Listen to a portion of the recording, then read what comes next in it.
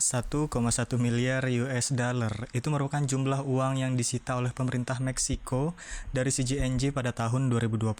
Pada tahun 2015, hal yang sama juga terjadi kepada mafia di Italia. Pemerintah Italia menyita sekitar 2 miliar US dollar, 3.000 perusahaan, dan kurang lebih 12.000 properti. Itulah kira-kira kisaran harta yang dimiliki oleh organisasi-organisasi kriminal yang ada di dunia saat ini. Mungkin juga mereka berhasil menyembunyikan atau menghilangkan jejak dari harta kekayaan mereka yang kita nggak pernah tahu. Yo semuanya, balik lagi bersama gue Inspektur Adam, dan di video kali ini kita akan membahas orang atau organisasi kriminal yang paling kaya di dunia. Dan kita juga pasti tahu bahwasanya deretan orang-orang terkaya di dunia itu pasti adalah pebisnis dengan produk dan model bisnis mereka masing-masing. Dan kita juga nggak naif sebenarnya, karena bisnis is a business. Even if bisnis yang mereka lakukan adalah hal yang melanggar peraturan pemerintah, seperti kejahatan dan lain-lain. Ya, jadi siapa aja mereka? Di sini kita akan membahas top 5 list kriminal atau organisasi kriminal terkaya di dunia. Deretan 5 ada Solntsevskaya Bratva. Semua orang tahu bahwasanya Rusia ini memang sedikit berbeda dari negara Eropa secara general. Dan mungkin dari sini kita bisa bayangin kira-kira seberapa ngerinya para mafia dari Rusia ini. Pendiri dari organisasi kriminal ini adalah Sergei Mikhailov. Dia lebih senang dipanggil sebagai businessman daripada seorang kriminal. Dia memulai awal karirnya pada tahun 1980-an, di mana pada tahun tersebut dia menjadi seorang waiters dan kemudian dia dipenjara atas kasus penipuan. Berangkat dari seorang penipu, kemudian dia mulai berkembang menjadi seorang gangster yang berbahaya. Pada awalnya, anggota dari gangster-gangster ini berisikan remaja-remaja lokal pengangguran yang memiliki tendensi yang agresif. Namun seiring berjalannya waktu, area of influence mereka ini semakin melebar dan mereka menjadi kelompok organisasi yang semakin terorganisir. Mereka beroperasi hampir di seluruh wilayah Rusia hingga sebagian wilayah di Eropa, Amerika Utara, bahkan Afrika. Mereka mengoperasikan hampir dari semua bisnis atau model bisnis yang dilakukan kriminal yang kita tahu ada di luar sana itu mereka hampir melakukan semuanya.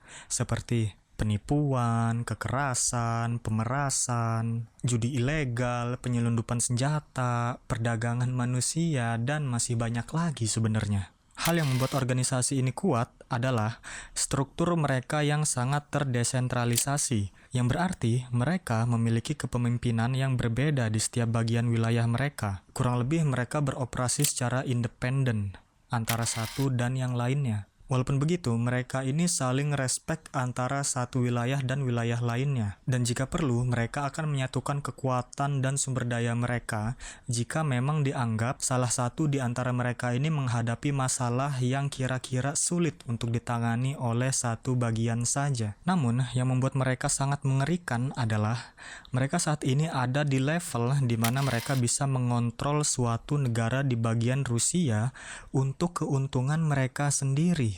Mereka bisa melakukan ini dengan cara menginvestasikan uang kotor dari bisnis kriminal mereka ke bisnis-bisnis yang memang legal. Contohnya seperti bisnis kasino yang di sana memang legal, kemudian institusi keuangan diinvestasikan juga, dan kemudian bahkan bandar udara. Dan pada tahun 1990-an, mereka berkembang menjadi lebih canggih lagi dengan memindahkan uang kotor mereka ke bank-bank ternama. Hal ini dilakukan untuk membuat mereka bisa dekat dengan oligarki. Dan sampai pada titik ini, mereka itu seperti ada di puncak rantai makanan. Grup mafia Rusia ini dipimpin oleh 12 orang, dan per hari ini, mereka beranggotakan kurang lebih hingga 9.000 orang. Dan menurut majalah Forbes, mereka memiliki kekayaan yang kurang lebih ada di angka sekitar 8,5 miliar US dollar. Kemudian urutan nomor 4, D Company.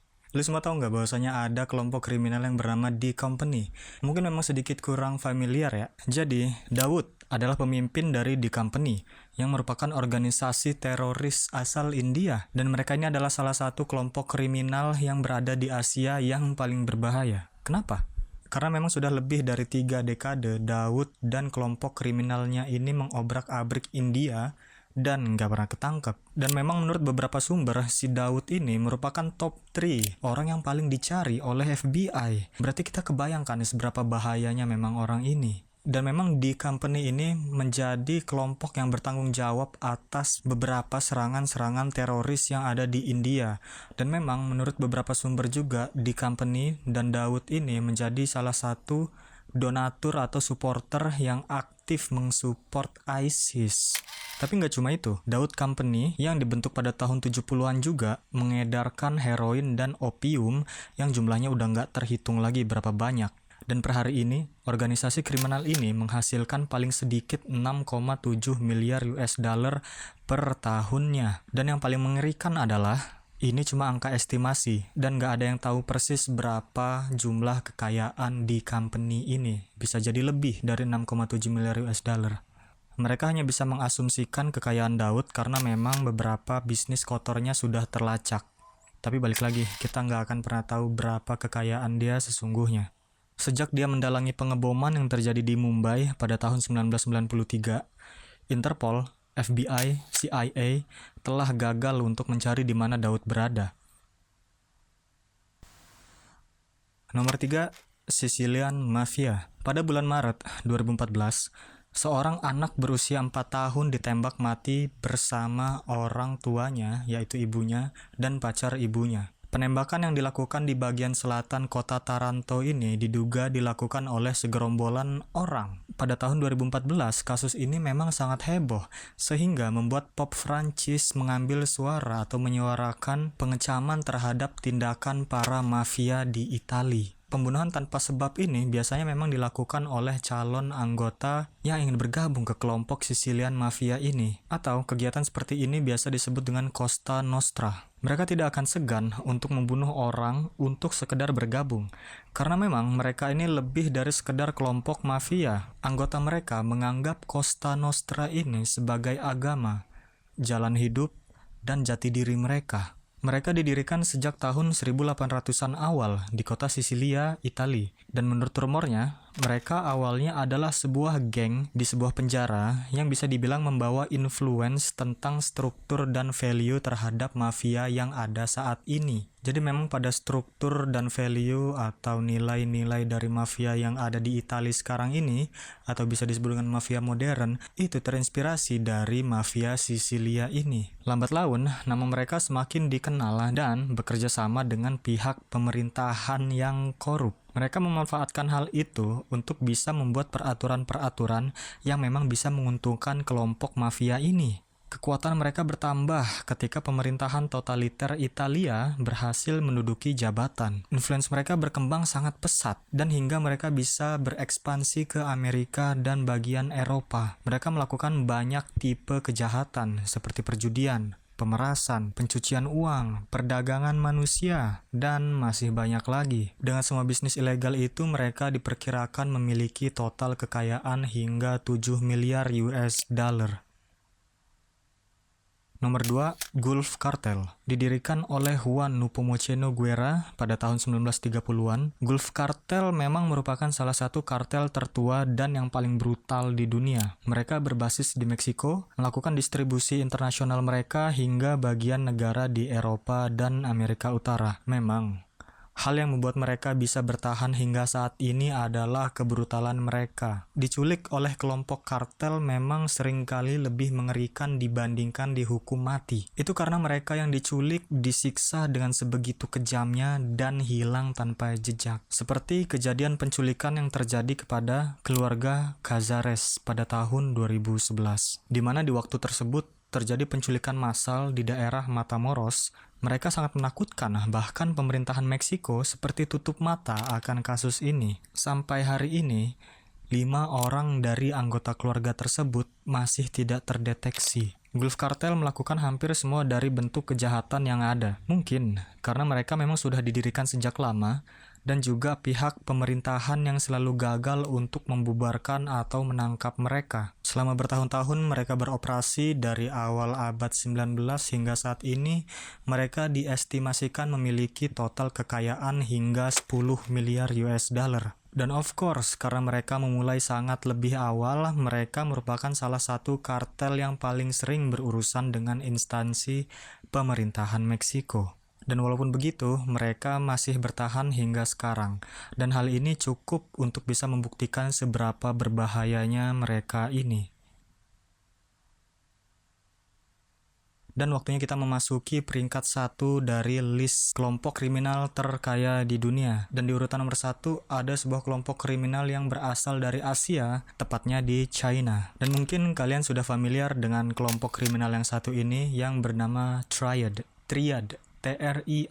Triad. Mereka ini sebenarnya sudah eksis sangat lama sekali. Bahkan saking lamanya mereka itu tidak bisa diestimasikan kapan dan di mana mereka dibentuk. Dan yang jelas mereka ini adalah kelompok organisasi kriminal yang paling tua yang ada di list ini. Pemerasan, pengedaran narkoba, pembunuhan.